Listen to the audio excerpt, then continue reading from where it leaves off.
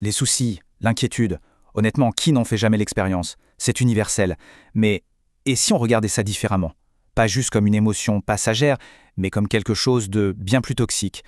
Le document qu'on explore aujourd'hui a une perspective vraiment très directe, très puissante là-dessus. Allez, on plonge.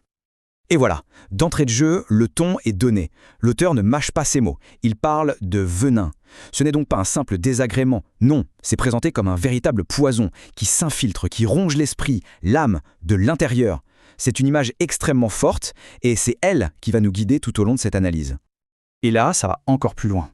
On a une équation simple, directe et assez provocante. Souci égale péché. Ce n'est pas une suggestion, c'est posé comme un fait. Dans la perspective biblique présentée ici, s'inquiéter, ce n'est pas juste une faiblesse ou un défaut. C'est carrément considéré comme une transgression. Ça change complètement la donne et ça prépare le terrain pour ce qui va suivre. Et voici la pierre angulaire de tout cet argumentaire. Ce verset de l'Épître aux Philippiens, il est présenté comme le mode d'emploi, l'alternative divine à l'inquiétude. Au lieu de sombrer dans le souci, l'instruction est claire, se tourner vers Dieu et le faire par la prière. C'est vraiment le passage clé qui soutient toute la thèse de la source. Bon, la question qui se pose maintenant, c'est où est la limite? Comment on fait la différence? C'est là que la source aborde cette tension fondamentale entre la préoccupation légitime, la responsabilité, et puis l'inquiétude qui, elle, est destructrice. Alors, ce qui est fascinant ici, c'est la nuance. D'un côté, on a s'occuper de ses affaires, ce qui est vu comme une responsabilité. Et de l'autre, on a s'inquiéter. Et la bascule se fait quand cette préoccupation devient hors de contrôle, quand elle commence à nous couper de Dieu, des autres, de notre paix. C'est là qu'elle devient un souci, et donc un péché. La source insiste bien, la frontière est parfois très très fine. Et c'est justement en naviguant cette ligne que la relation de foi est censée se développer. Ok, face à ce venin, que faire? Eh bien, la source ne nous laisse pas sans solution. Elle propose 5 antidotes bibliques. Et l'idée, ce n'est pas juste de les méditer en silence, non. Il s'agit de les proclamer à haute voix, pour activement changer son état d'esprit, ou comme le dit le texte, pour transformer l'atmosphère. On y va pour le premier antidote. Celui-ci, il est centré sur une idée vraiment fondamentale, l'assurance d'être pris en charge. Le mot-clé ici, c'est « déchargez-vous ».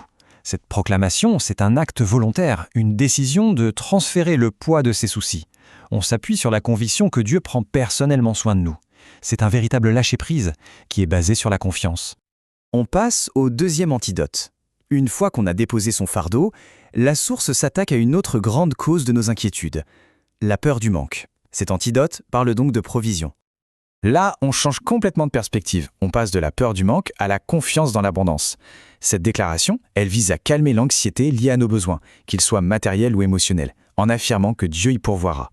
Et pas selon nos petites limites, mais selon sa richesse. Le troisième antidote, lui, il s'attaque directement au tumulte intérieur, au chaos mental que l'inquiétude crée. L'idée, c'est de rechercher activement la paix intérieure. Ce qui est incroyable avec ce concept, c'est l'idée d'une paix qui dépasse toute intelligence. Ça veut dire que ce n'est pas une paix logique qui dépend des circonstances. Non, c'est une paix surnaturelle qui agit comme un garde du corps pour notre cœur et nos pensées, les protégeant des assauts de l'inquiétude. Allez, on regarde l'antidote numéro 4. Celui-là, il touche à une des peurs les plus profondes de l'être humain, la peur d'être seul face aux difficultés. Cette proclamation s'appuie sur une promesse de présence continue. Le verset d'Ésaïe est utilisé comme un contre-feu direct à la peur. C'est une affirmation que, peu importe ce qui arrive, on n'est jamais vraiment seul. C'est un remède puissant contre le sentiment d'isolement que l'anxiété peut creuser. Et on arrive au cinquième et dernier antidote. Après avoir parlé du soin, de la provision, de la paix et de la présence, celui-ci résume un peu tout ça en un choix de vie fondamental. Ici, c'est une instruction très directe attribuée à Jésus.